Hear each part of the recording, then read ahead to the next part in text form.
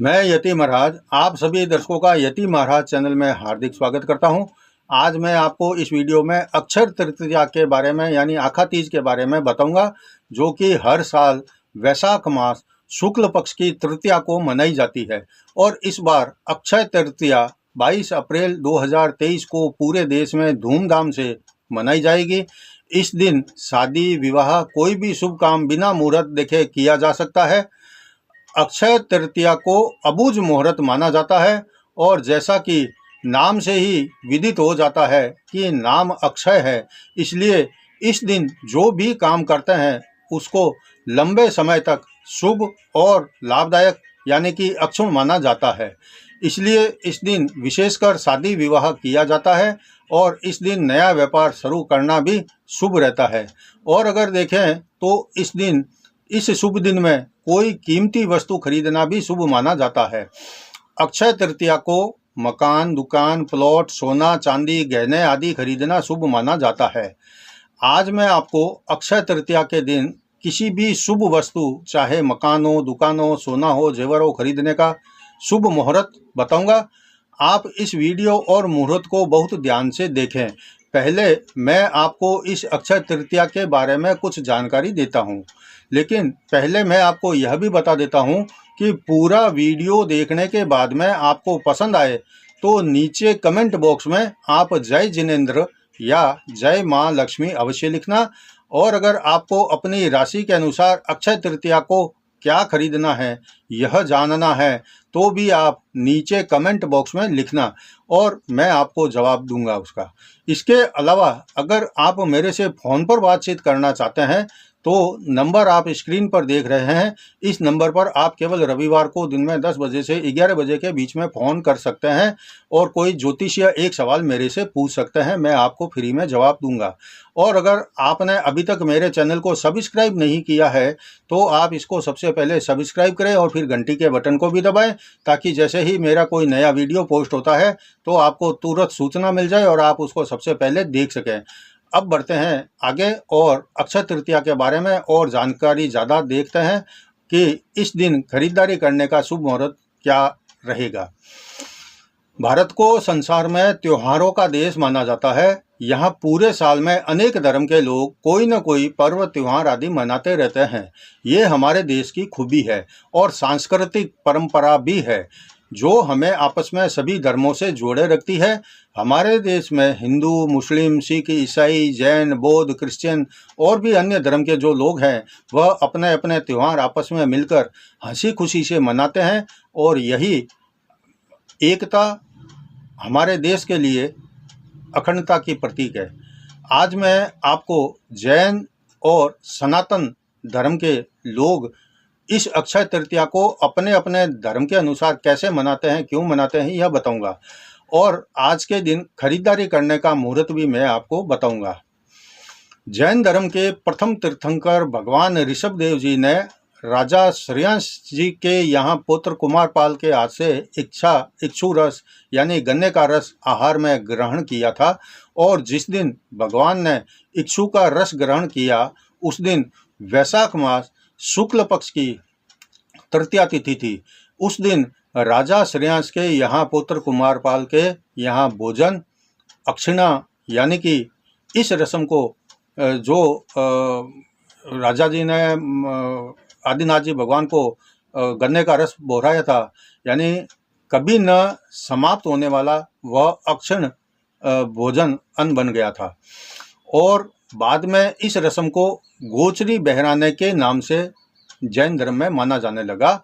और फिर जैन धर्म के इतिहास उस समय के जैन धर्म यानी जैन धर्म गुरु जैसे जैन साधुओं को यति नाम से पहचाना जाने लगा।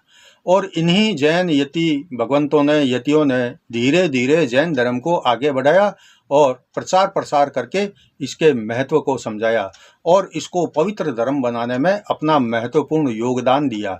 भगवान श्री आदिनाथ जी यानी कि प्रथम तीर्थंकर श्री ऋषभ देव स्वामी जी ने लंबी तपस्या के बाद में गन्ने के रस से पारणा किया था, इसलिए इस तिथि को अक्षुण यानी कि अक्षय तृतीया माना जाने लगा और बहुत शुभ तिथि माना जाने लगा। इस दिन बिना मुहूर्त निकाले शुभ काम करने का प्रचलन शुरू हो गया था।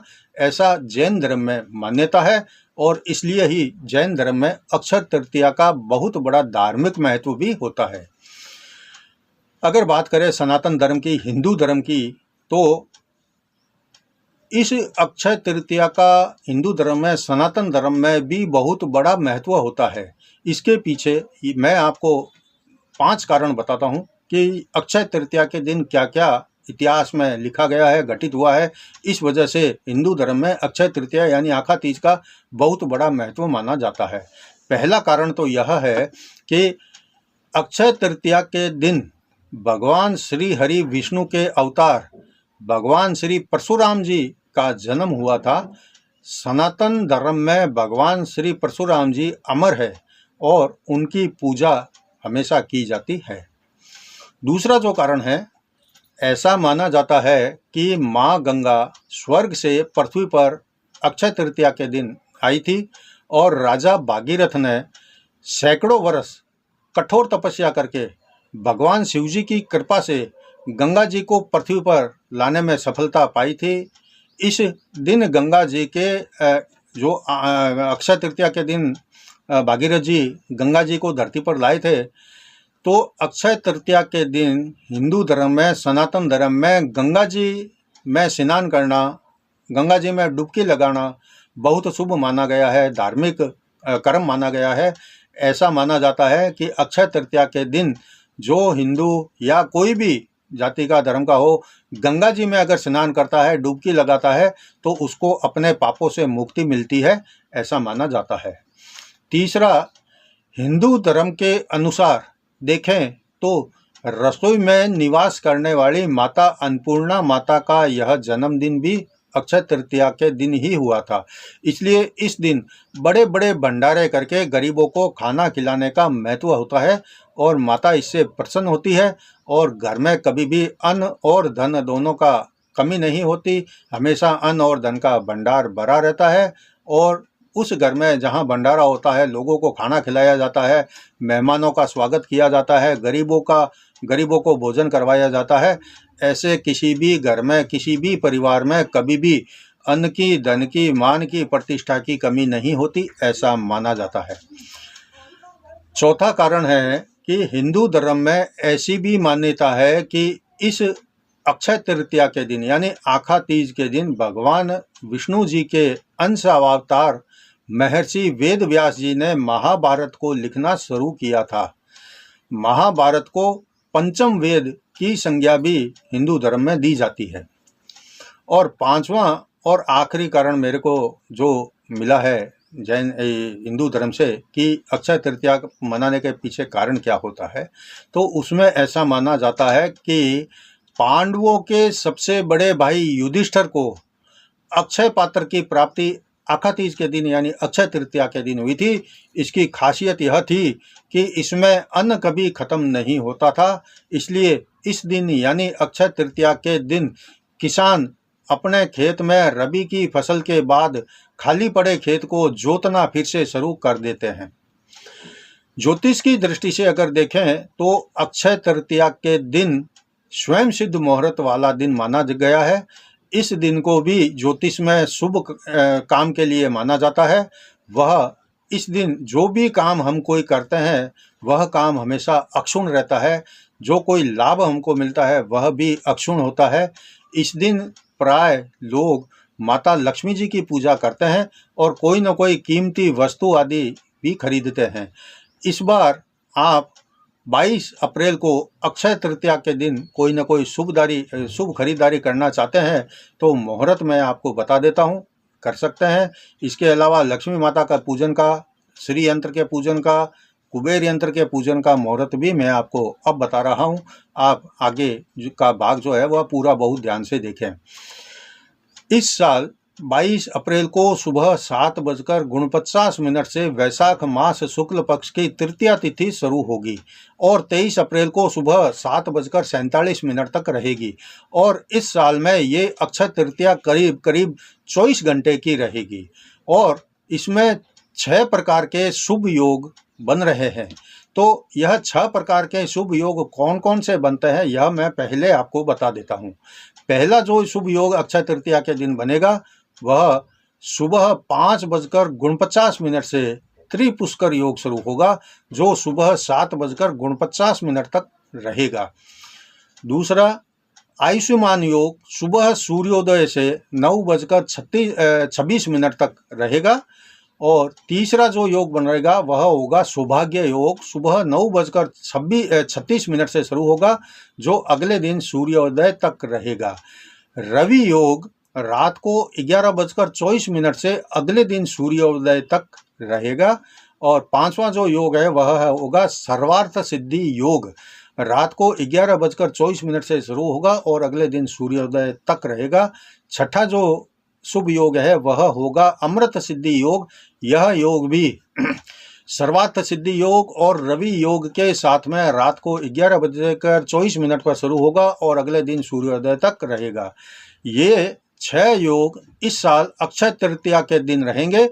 इसके अलावा इस अक्षय तृतीया के दिन माता लक्ष्मी जी का पूजन, श्री यंत्र का पूजन और कुबेर यंत्र का पूजन करने का जो शुभ मुहूर्त है वह सुबह 7:49 से दोपहर को 12:20 तक रहेगा।